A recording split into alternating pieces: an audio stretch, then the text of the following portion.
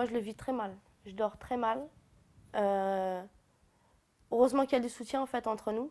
Il y a beaucoup d'amour entre nous, donc c'est ce qui fait qu'on arrive à préserver notre couple. Qu'il y en a une qui va pas bien, l'autre la réconforte et vice-versa en fait. Le calvaire, c'est ce que vivent ces deux jeunes femmes depuis plus d'1 an à Segré. Du fait de leur homosexualité, elles sont l'objet d'insultes et d'intimidations, délits commis par une bande de jeunes.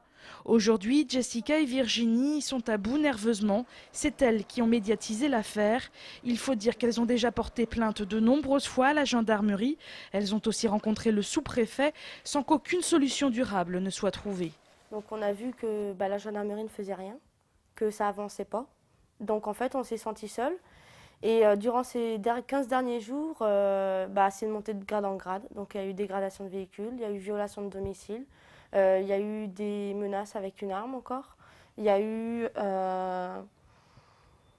qu'est-ce qu'il y a eu des diffamations encore à caractère homophobe, de la discrimination à caractère homophobe. Et donc nous, en fait, on se sentait seuls parce qu'on porte plainte, mais du coup, en fait, il n'y a rien qui bouge. Après plus d'1 an de brimade, Jessica et Virginie ont décidé de déménager avec l'aide de la mairie de Segré. Cette dernière a été accusée par l'association Quasar de ne pas être intervenue plus tôt. Ce qui se vit ici à Segré se déroule comme dans d'autres lieux, c'est-à-dire que ce sont les victimes qui doivent plier, qui doivent partir et non pas les fauteurs de troubles. Ça, socialement, c'est une réponse qui est tout à fait inadaptée et il y a vraiment un problème, un de sécurité et deux de réponse sociale et municipale et voire de police nationale à la situation que ces deux jeunes femmes vivent. Joint par téléphone, Gilles Grimaud, maire de Segré, déclare n'avoir eu connaissance des faits que récemment. Il est bien évident que si nous avions été alertés, nous aurions réagi de façon beaucoup plus rapide. Parce que ce sont des faits qui sont tout à fait odieux et inadmissibles. Le jeudi, jour où j'étais au courant, je pense avoir réagi et je continue à être à leur écoute et à les suivre, oui, et je les suivrai jusqu'à ce qu'elles le souhaitent. Des enquêtes sont en cours contre les délinquants présumés. Jessica et Stéphanie, elles, déménagent demain en départ précipité et espèrent pouvoir construire tout simplement une nouvelle vie. En cette toute fin d'après-midi à Angers, les gens derrière les barreaux n'étaient pas ceux que l'on croit. Après 240 km parcourus à vélo depuis Châteauroux, le peloton du premier Tour de France cycliste pénitentiaire est venu à bout de la 11e et plus longue étape de l'épreuve. Il y avait donc beaucoup de joie et de fierté à l'arrivée.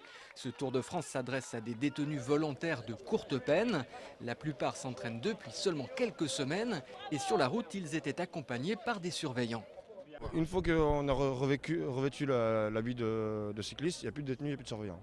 Donc c'est un groupe, c'est une équipe, c'est tout au long de la course, peu importe qui c'était, qui poussait d'autres personnes. On ne savait même pas si c'était des détenus ou des surveillants qui poussaient les autres personnes, quoi.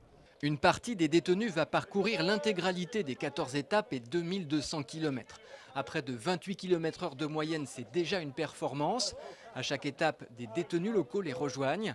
À Angers, ils sont 3, ils vont parcourir 3 étapes et comme Mario, ils sont impatients d'y aller. Vrai, c'est sûr, mais je pense que, je sais pas la vitesse moyenne qu'il y aura. On n'espère pas trop vite non plus, mais 27-30, ouais, ça peut être, ouais, si, ça, on va voir. On a roulé à 28 ce week-end, enfin le jeudi dernier. Donc je pense, puis il y a l'effet de groupe, le peloton, ça va rouler assez vite, ouais, je pense. Départ de la 12e étape mercredi matin à Tiercé à 7h30. Direction Argentan sur 193 km. Attention au coup de soleil. L'ancien site de la clinique Saint-Louis dans le quartier de la Gare à Angers ne sera bientôt plus qu'un champ de poussière. D'ici quelques temps, près de 200 logements seront construits ici même.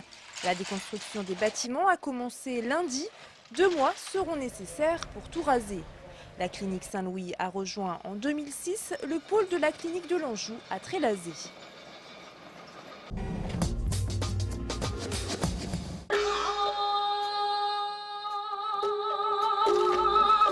Le Festival des accroche-cœurs, c'est chaque année la plus belle vitrine des Jots Bitume. La Compagnie des Arts de la Rue fête aujourd'hui ses 27 ans.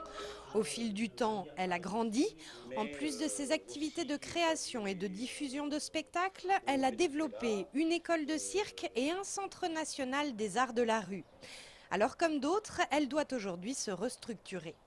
L'État et la région nous ont demandé aussi de réfléchir à des séparations pour clarifier aussi et rendre plus lisible l'ensemble de ces activités. Première étape, à partir de septembre, son école de cirque va devenir autonome. Ses activités seront transférées sur une association Loi 1901 qui lui permettra d'obtenir des financements et des agréments supplémentaires pour accueillir plus de public. La compagnie pourra, elle, ainsi se recentrer sur la création de ses propres spectacles, une bonne chose en temps de crise et de ralentissement de la diffusion. Ça a un impact direct sur les artistes qui ont besoin, eux, de trouver, de reprendre un petit peu en main la création au sein de la compagnie. Et là, justement, ça va permettre de ne plus avoir d'autres préoccupations que des préoccupations artistiques. Et des projets, les Jots Bitume en ont. La Fanfare, par exemple, travaille sur un projet de spectacle pour septembre 2010. On n'a pas fini d'entendre parler des Bitume.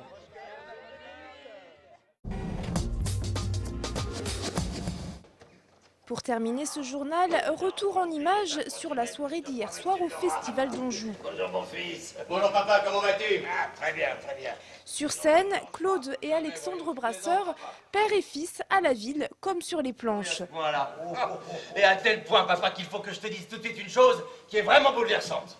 Les deux hommes se donnent la réplique dans la pièce de Sacha Guitry, Mon père avait raison.